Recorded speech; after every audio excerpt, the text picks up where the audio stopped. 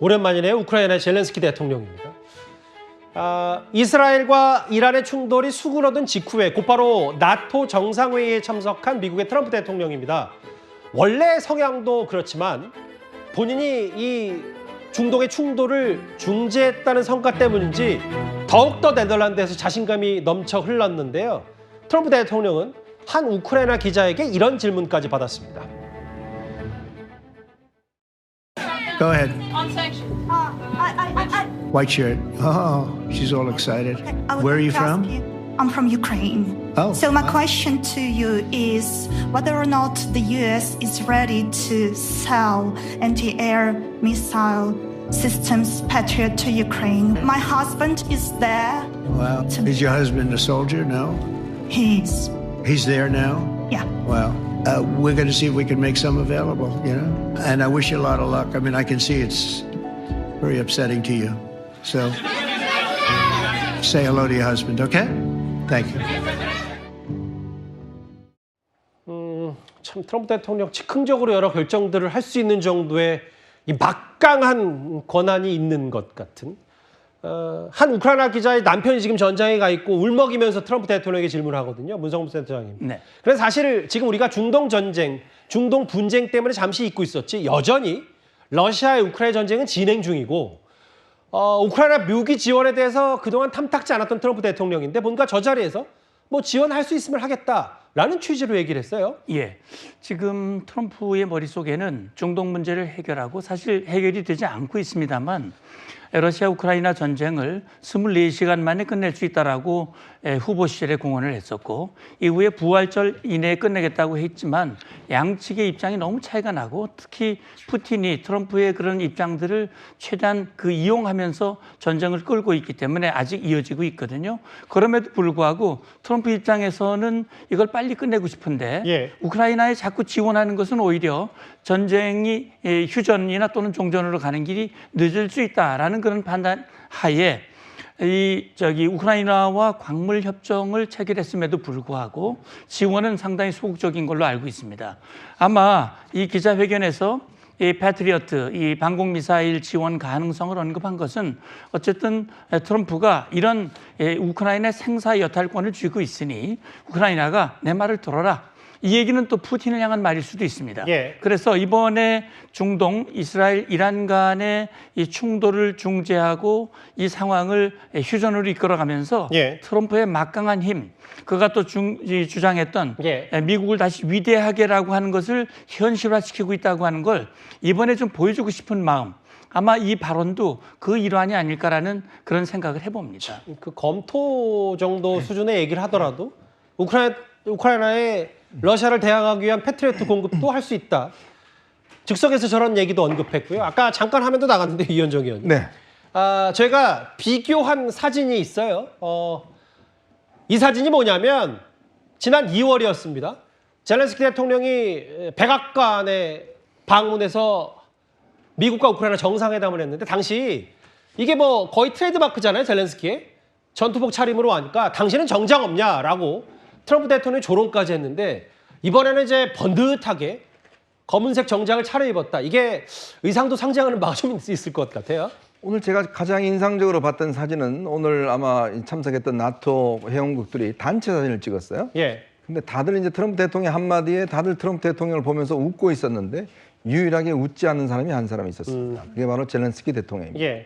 그만큼 지금의 상황이 굉장히 절박하다라는 것을 아마 상징적으로 보여주고 있는데요. 지난 2월 달에 이 백악관에서 회담을 했을 때 예. 당시 제이디 벤슨 부통령이 굉장히 도발을 했죠. 당신은 양복이 없느냐? 왜 그런 옷을 입고 오느냐? 라고 이야기를 했을 때 굉장히 아마 치욕적이었을 겁니다. 아마 젤렌스키 대통령은 지금 본인이 전투 중에 있기 때문에 늘 해외에 갈 때도 전투복 차림으로 가고 그게 이제 트레이드 마크가 돼 있습니다. 뭐 국방색 옷도 막 즐겨 입고 그랬잖아요. 젤렌스키 그렇죠. 대통령이. 예. 그런데 이제 그날 이렇게 이 젤렌스키 대통령을 이야기를 한 것은 제가 볼 때는 아마 기를 죽이기 위한 굉장히 고도의 어떤 작전이었던 것 같아요. 예. 즉 이 젤렌스키 대통령으로 하여금 뭔가 트럼프 대통령의 전략에 들어오도록 하기 위해서 예. 뭔가 기를 죽이기 위한 저는 아마 쇼라고 저는 보여집니다. 예. 자, 그런 것들이 한번 거치고 난 다음에는 사실은 당시에 광물협정을 체결하지 않고 바로 돌아갔다가 다시 이제 돌아와서 광물 요청을 체결했지 않습니까? 그럼 결국은 트럼프식 이제 협상의 기술로도 저는 보여집니다. 예. 자, 그게 어쩌면 통했는지 모르겠지만 이번 나토 회담 때는 젤렌스키 대통령이 처음으로 양복 자켓을 입고 나타났어요. 그럼 그만큼 이제 트럼프 대통령의 어떤 그 통했다는 그런 의미로도 보일 수가 있죠. 왜냐하면 지금 좀 전에 기자도 패트리어트 미사일 이야기했습니다만은 지금 우리나라의 패트리어트 미사일도 지금 일부 지금 중동전 관련해서 지금 이스라엘 쪽으로 옮겨놓은 것으로 알고 있습니다. 예. 자, 그런 상황에서 지금 미사일 공격을 계속 받고 있는데 문제는 이 미국의 지원을 못 받으니까 아마 굉장히 아쉬움이 들 겁니다. 그런 측면에서 젤렌스키 대통령이 역시 의뢰 위치에 설 수밖에 없고 아마 오늘 회담에서 저렇게 옷 입고 간 것도 결국 그 위치를 보여주는 게 아닌가 싶습니다. 뭐 글쎄요, 뭐 의상 덕분이라고 단언할 수는 없습니다만 50분간 지난번에 15분 만났었나요? 50분 만났고 미국 방공체계 구입 논의하고 뭐 비교적 뭐 사실 최근에 트럼프 대통령 기분이 뭐 나쁘지는 않기 때문에 여러 가지 회담 분위기도 잘 이끌어진 것 같습니다. 그런데 거의 어제 오늘 외신들의 주요 이슈는 나토 정상회의가 사실 트럼프 대통령의 동무대 아니었냐라는 평가들이 대체적이었는데 아예 나토 사무총장은 트럼프 대통령을 이것에 비유했습니다. They've had a big fight, like two kids in a schoolyard. You know, they fight like hell. You can't stop them. Let them fight for about 2-3 minutes, then it's easier to stop them. And then Daddy has to sometimes use strong language to You have to get use strong language. Every once in a while, you have to use a certain word. Do you regard your NATO allies as kind of children? No, he likes me. I think he likes me. If he doesn't, I'll let you know. I'll come back and I'll hit him hard, okay? No? 뭐 본인도 있지만 아까 잠깐 화면에 잡혔는지 모르겠는데 루비오 국무장관도 뭐 트럼프 대통령이 아빠 얘기하니까 뭐 싫지 않다라는 표정에 옆에서 웃는 장면도 포착이 됐어요. 때로는 아빠가 강한 표현을 써야 될 때도 있다. 맞다, 이따 가면 강한 표현을 써야 된다. 부끄럽다. 아유, 뭐 이 정도면 아첨 수위가 지나치다. 어디나 저기나 사실 뭐 아부나 이런 건 얘기는 좀 많이 나오는 것 같은데 아빠 비유 다음 화면을 볼게요. 실제로 근데 본질은 이거인 것 같아요. 이현정 의원. 네. 아빠라고 상징되는 부분이 사실 의기양양하게 트럼프 대통령이 중동의 분쟁이 끝나자마자 네덜란드를 찾은 이유가 빨리 다른 나라도 국방비를 다 올려라 라는 거에 사실은 다른 나라도 보조를 맞출 수밖에 없는 형국. 이게 지금 아빠 비유의 핵심 내용이 아닌지 모르겠습니다. 이번 나토 회담이 국제사회에서 힘이 얼마나 중요한가라는 걸 아마 절실하게 보여줬던 장면이 아닌가 싶습니다. 예. 1970년대 미소 냉전 시대가 있었습니다. 예. 그때 당시만 하더라도 소련의 어떤 군사력 증강에 따라서 서유럽 등이 국방비를 거의 한 5% 정도 썼었어요. 예. 근데 지금 이번에 다시 회귀를 했습니다. 그러니까 그 중간에는 사실상 공산주의가 멸망을 하고 난 다음에는 미국이 세계 경찰을 자임하면서 국방비 대부분을 사실 미국이 부담을 하고 사실 그 국방비 부담을 못한 것들을 서유럽 같은 경우는 본인들의 복지라든지 국내에 상당히 쓸 수 있었던 좋은 기회였습니다. 근데 이걸 이제 트럼프 대통령은 안보 무임승차다라고 이야기를 하면서 지속적으로 사실은 국방비 증액을 요구를 했고 지난번에 헤그세스 국방부 장관이 5%를 올려라라고 이야기를 했지 않습니까? 근데 지금 사실은 나토 목표는 2%, 뭐 이 정도인데 지금 5%까지 올라가는 거예요.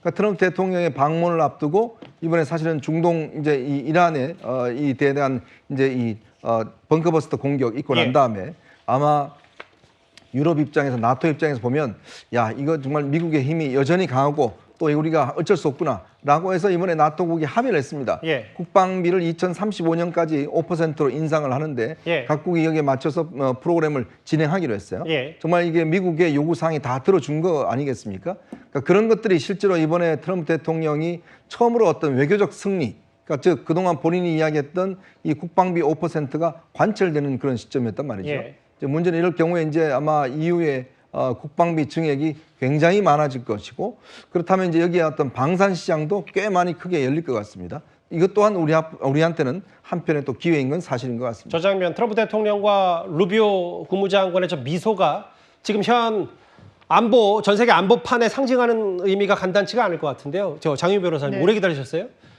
근데 이런 건 있을 거예요. 그러니까 사실은 국내에서도 이재명 대통령이 트럼프 대통령을 일단은 뭐 한번 봐야 되지는 않느냐, 상견례 성격이. 그래서 나토 정상회의에 초청을 받았으니까 가야 된다라는 야당의 비판도 있었고 벌써부터 미국 국방장관도 뭔가 우리나라를 위해서 청구서를 내밀고 있는데 준비가 좀 더 잘 돼야 될 텐데 야당에서는 계속 비판을 좀 하고 있고요. 예, 굉장히 직면한 현안이라는 거는 부인할 수가 없는 사실인 것 같고요. 아마 나토에 이런 옵저버로서 이재명 대통령이 참여를 했다면 아마 그 상황에서 또 동일한 사실상 유사한 요청을 받았을 가능성이 매우 높아 보입니다. 지금 나토 회원국들이 전체 GDP의 5%로 국방비를 증강시키겠다고 했습니다. 이 액수는 상당한 부분이고 실제 직접적인 군사비 3.5%에 인프라 확충 비용 그리고 방위 산업의 기반을 강화하는 1.5%가 더해지면 5%입니다.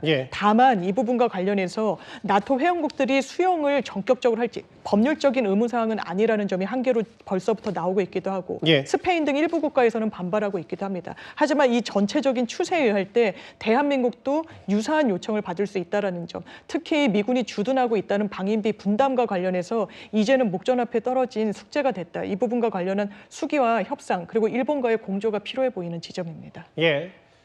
다 나토 정상회의 때 트럼프 대통령의 입과 얼굴만 바라봤던 세계 주요 정상들 얘기까지 저희가 준비한 7위였습니다.